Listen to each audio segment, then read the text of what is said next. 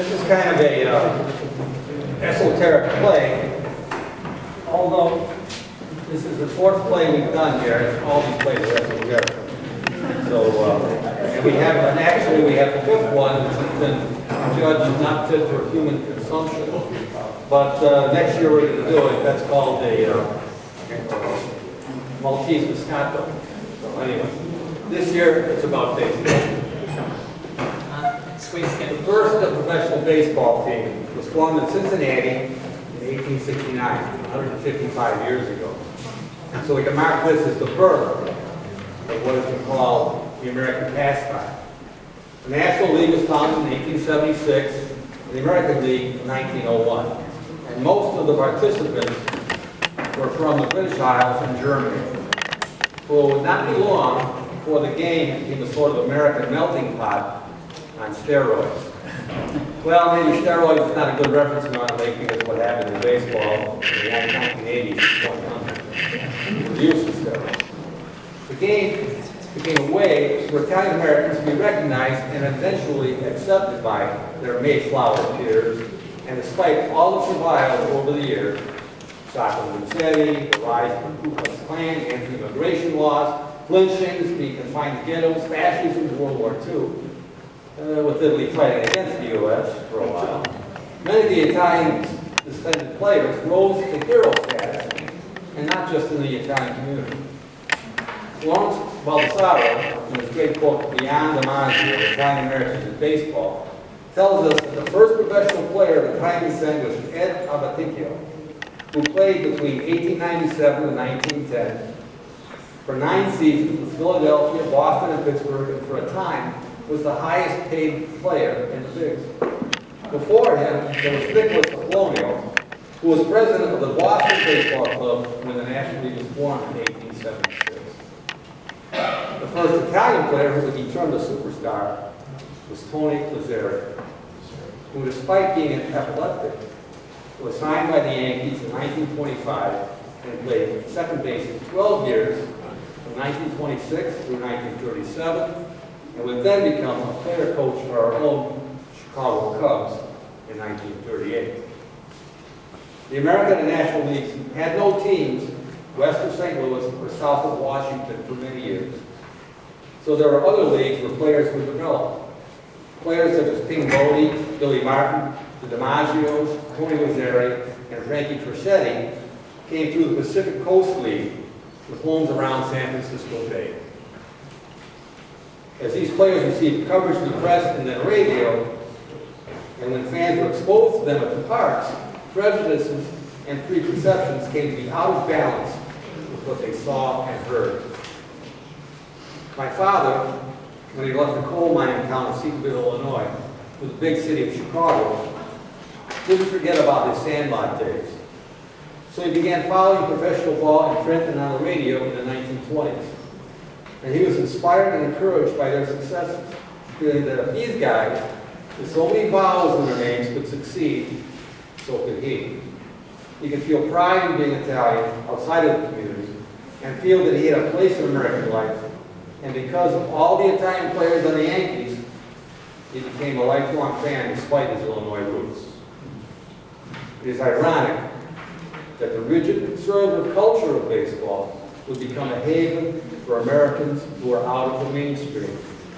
Of course, in 1947, when Branch Rickey, the owner of the Brooklyn Dodgers, signed the former second lieutenant, Jackie Robinson, with the proviso that no matter how much he was provoked, Jackie did not react negatively by word or deed in any manner for 3 years.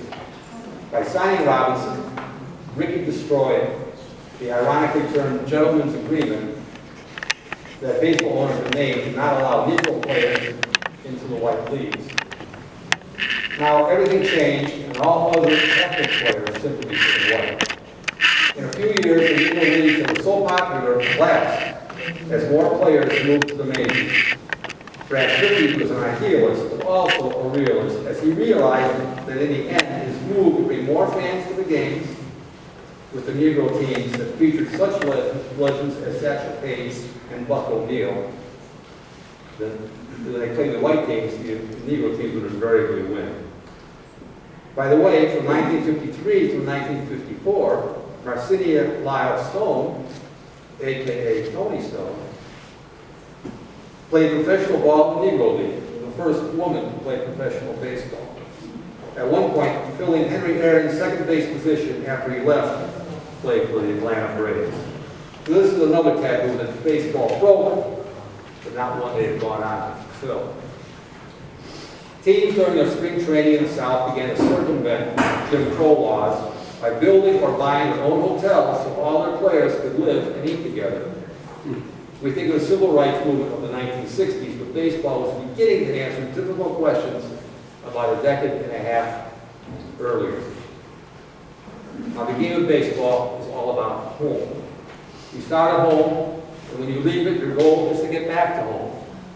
I think this was said by Mario Cuomo, whose big league career dreams were ended when he received a concussion and was told medically he had to give up the game.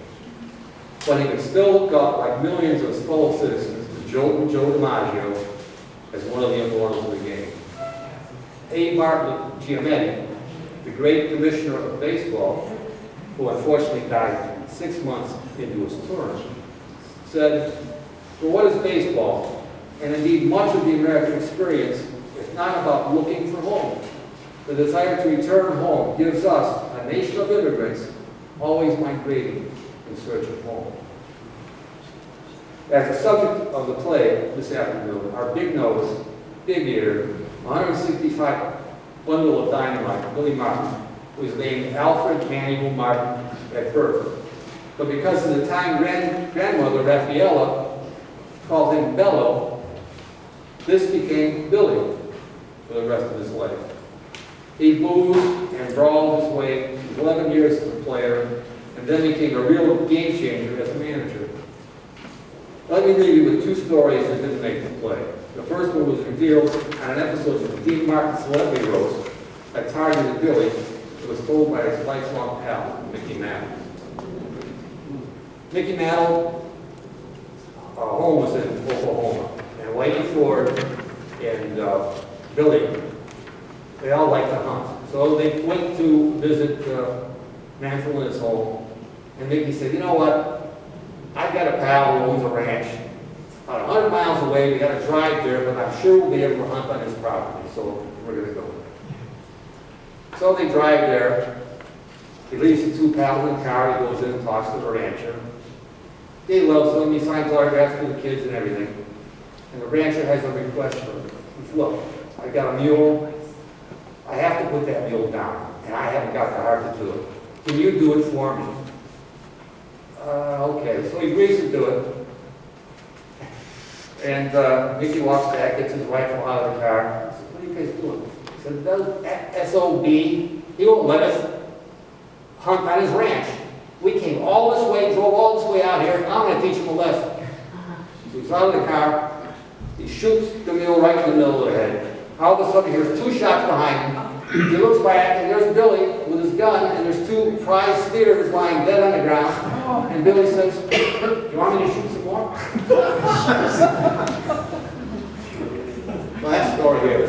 In September of 1950, Phil Rizzuto, the Yankee shortstop, received a letter threatening him that said if he showed up in uniform against the Red Sox. Now remember, this is the biggest rivalry ever in baseball, the Red Sox and the New York Yankees. He showed up in uniform, he'd be shot. He turned the letter over to the FBI and told his manager, Casey Stengel. When the team took the field, they found out what Casey did. In Rizzuto's words, "You know what he did? He gave me a different uniform and gave mine to Billy Martin." Can you imagine that? I guess Casey thought it'd be better if Billy got shot. Now, inspiration for this play came from several places. First of all, I have to say it came from my son. We both read the Billy Martin book, thought it was the most fascinating story I've ever read. And we both went to see the Yogi Berra movie, which was out, and only lasted, great film, documentary about his life, only lasted like a week in the show. So that got me thinking, hey, we got to play here. I'll write about Yogi. Well, I decided to write about Yogi. That's just Yogi, which is too nice a guy. Sources for the play include Bill Bennington's Billy Martin, Baseball's Hall of Genius, John Prasad's Yogi, A Life Behind the Mask, and Harvey Fromer's The Ultimate Yankee Book, and Baseball, shown by Ken Burns. This play is dedicated to Lawrence Palmisaro for an extensive body of work on Chinese baseball, and Dr. Louis Rosati, who I'm winning season. By the way, Doctor, my college was in Lockport, right next to Lockport, Illinois. The Romeoville, Illinois. I'm in the other Lockport. We got a connection there. So anyway, here it comes. Billy Martin.